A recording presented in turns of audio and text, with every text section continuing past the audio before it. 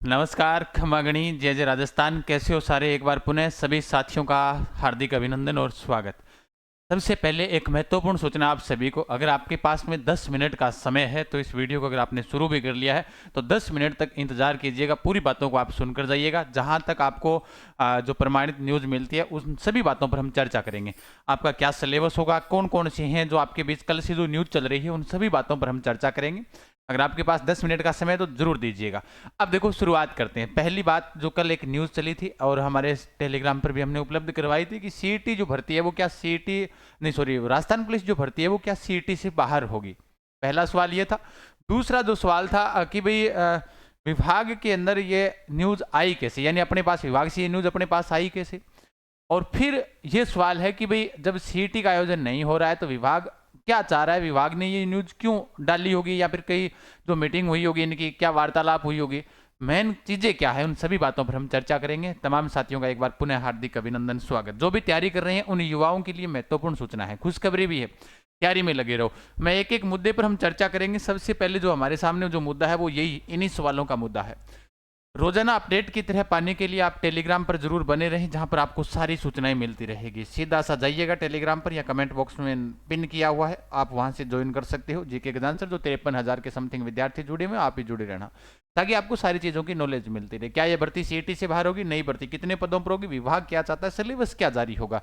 पहली बात आप सबको बता देता हूँ, वैसे तो राजस्थान पुलिस अपना जो विभाग है वो जैसा मन करेगा वैसा करेगा, लेकिन अभी तक जब पिछली भर्ती के अंदर हमने विदित भी किया था आप सभी को कि सिलेबस को लेकर बहुत सारी मीटिंगें भी हुई, वार्तालाप भी हुई, लेकिन सिलेबस लास्ट तक जारी नहीं हुआ था। और विभाग जो है वो सिलेबस जारी करेगा भी नहीं। क्यों नहीं करेगा सर, कारण क्या है? इसके पीछे मेन कारण जो है, क्योंकि इतनी भर्तियों से 2018 से हम देख रहे हैं कोई सी ऐसी भर्ती नहीं जिसमें उन्होंने सिलेबस जो जारी कर रखा हो। इनके फिक्स हैं, कहाँ से प्रश्न पूछा जाएगा, कौन सी चीजें हैं, उन्होंने दे दिया कि राजस्थान इतिहास, कला, संस्कृत। जो सिलेबस आपका विज्ञप्ति में आता है वही सिलेबस है। ऐसा नहीं है कि सिलेबस आता ही नहीं है तो संस्कृत हिंदी क्यों नहीं आती। इसमें जो विज्ञप्ति में जो उन्होंने दे देते हैं वही सिलेबस आता है, सेम वही आता है हर वर्ष। अब उसमें दूर संचार वालों का थोड़ा सा अलग है, बाकी वालों का सबका कॉमन ही है। उनमें थोड़े कंप्यूटर के पर्सन और मैथ के पर्सन ऐड है, और बाकी चीजें सेम ही रहने वाली है। इन सभी बातों पर चर्चा करेंगे। सबसे पहले अगर हम बात करें कि इसका सिलेबस क्या होता है, जो पर्सन पूछे जाते हैं वो कहाँ से आते हैं, 150%। आपको कौन कौन से विषय पढ़ने पड़ेंगे? सर अगर इतना पढ़ेंगे तो इतने पढ़ने पर तो हमारा आरएस प्री भी हो सकता है, क्या हमें इतना पढ़ लेना चाहिए? अगर इतनी पूरी डिटेल से अगर आप इन चीज़ों को पढ़ते हो तो बिल्कुल आरएस प्री भी आपका हो सकता है। लेकिन आपके कभी भी इतना एग्जाम के अंदर राजस्थान जीके हो, चाहे इंडिया जीके हो, चाहे एक करंट अफेयर्स हो, इतना डीप नहीं आता। एक इसमें जो डीप पर्सन पिछले 2-3 भर्तियों में जो पूछे जा रहे हैं वो कंप्यूटर के पूछे जा रहे हैं, तो आपके वहां से थोड़ा सा आपको लेवल अच्छा तैयार करना पड़ेगा।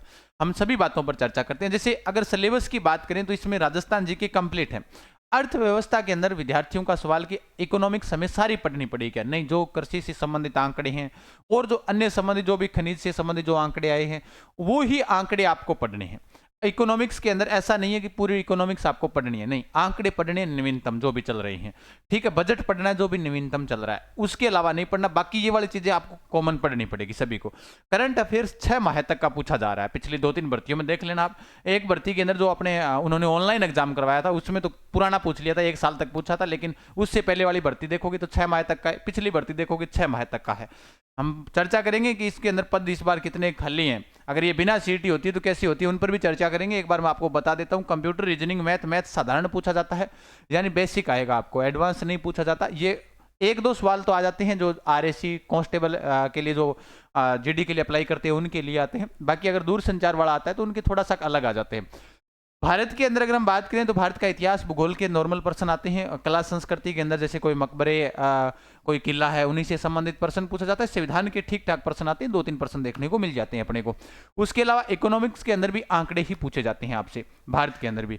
करंट अफेयर्स यहाँ पर भी 6 माह का पूछा जाता है। क्या इतनी चीजें काफी है क्या? नहीं। उसके बाद में विश्व भूगोल के पर्सन आते हैं, वो आपके आते हैं महाद्वीप और महासागर से।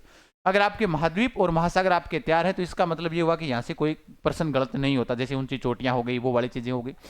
उसके बाद में चर्चित व्यक्ति आता है, और वो पर्सन किस हिसाब से पर्सन आ रहे हैं पिछली भर्तियों में देख लेना आप, कोई सा भी पेपर उठाकर देखना। विश्व के अंदर अगर हम कहें कि वर्ल्ड का जो करंट अफेयर्स आता है उसमें जो चर्चित व्यक्ति आएंगे वो कौन से आते हैं? वो आते हैं भारत के संदर्भ में आएंगे। मतलब गुरु जी, विश्व का करंट अफेयर्स भारत के संदर्भ में, मतलब जो चर्चित व्यक्ति हैं स्थान है। जिनसे कहीं ना कहीं कोई स्थान, जैसे भारत कोई व्यक्ति जाकर वहां पर गया होगा तो उस दौरान वो चर्चित हो गया, या फिर कोई जैसे इंग्लैंड का पीछे वो प्रधानमंत्री आए थे शायद, या फिर वो ब्रिटेन के प्रधानमंत्री जो आए थे वो भारत के राजस्थान के अंदर आए थे, तो हो गए, तो वो चर्चित व्यक्तित्व के अंदर ही आ गए, तो वही चीजें पूछी जाती है। अभी वही पीछे राजस्थान पुलिस में भी पूछा गया, उससे पहले वाले भी देख लेना, कोई से भी मतलब गणतंत्र दिवस के ऊपर या स्वतंत्रता दिवस के ऊपर जो भी कोई मुख्य अतिथि के रूप में आते हैं उन्हीं को पर्सन हाईलाइट किए जाते हैं एग्जाम में।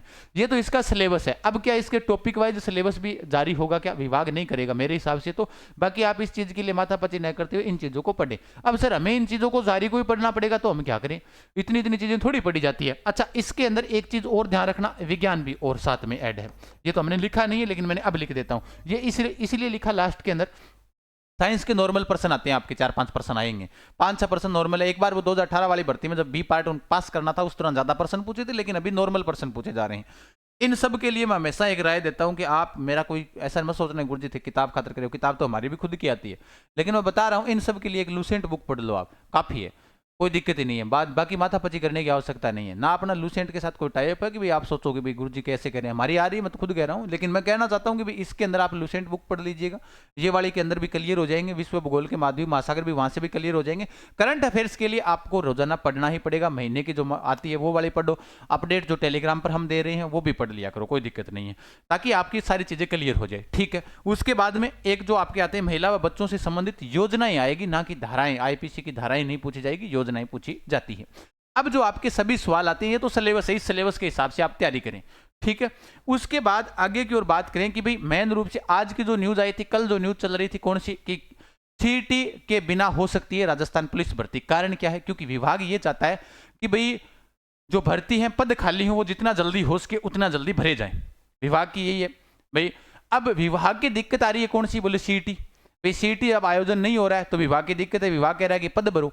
अब पद भरो, उस न्यूज के अंदर आप देख लीजिएगा जो आपने आज सुबह भी टेलीग्राम पर डाली थी कि राजस्थान पुलिस में 22% पद खाली, एसआई एएसआई के 50% रिक्त, जांच और गश्त पर सीधा असर पड़ रहा है। यानी 1.25 लाख में से 28,003 पद खाली हैं। तो ये क्या सारे कांस्टेबल के हैं क्या? नहीं, सारे कांस्टेबल के पद खाली नहीं है, ये बात ध्यान रखना। इसमें जैसे जो प्रमोशन होता है, कांस्टेबल से हेड कांस्टेबल चला गया, हेड कांस्टेबल से एएसआई चला गया, एएसआई से एसआई चला गया, तो वो प्रमोशन होता है, वो प्रमोशन वाला है। अब देखो जो भर्तियां हैं, कांस्टेबल भर्तियों की अगर हम बात करें, 2018 वाली भर्ती थी जिसमें 13,142 पदों पर हुई थी, जिसमें बी पार्ट पास करना था, ये भी पूरे पद भरे नहीं गए थे यहाँ पर भी, यानी यहाँ पर लगभग 11,000 के समथिंग लगे थे।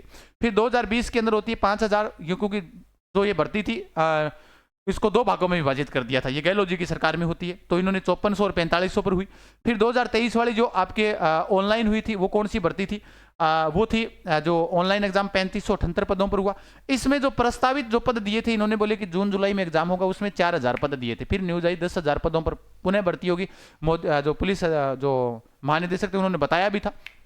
उसके बाद में अब हम बात करेंगे भाई इसमें कितने पद खाली हैं। 10,000 की तो न्यूज आ चुकी है, और हमने पहले भी, मैंने एक दिन पहले एक वीडियो में एक चीज और बताई थी मैंने आप सभी को, मैंने कहा था कि इस साल जो भर्ती होने जा रही है या करवाए कभी करवाए, मान लो कि ये कह रहे हैं कि भाई सीईटी या तो आयोजन करवाओ या फिर बिना सीईटी के हम इसका आयोजन करवाएंगे, तो मानकर चलें ये सबसे बड़ी भर्ती होगी। यानी पिछले 2018 के बाद में अगर कोई इसके मुकाबले अगर कोई भर्ती आएगी, यानी अभी तो 10,000 पर हुई थी, लेकिन उसको भी पछाड़ कर आएगी तो वो बड़ी भर्ती यही आएगी।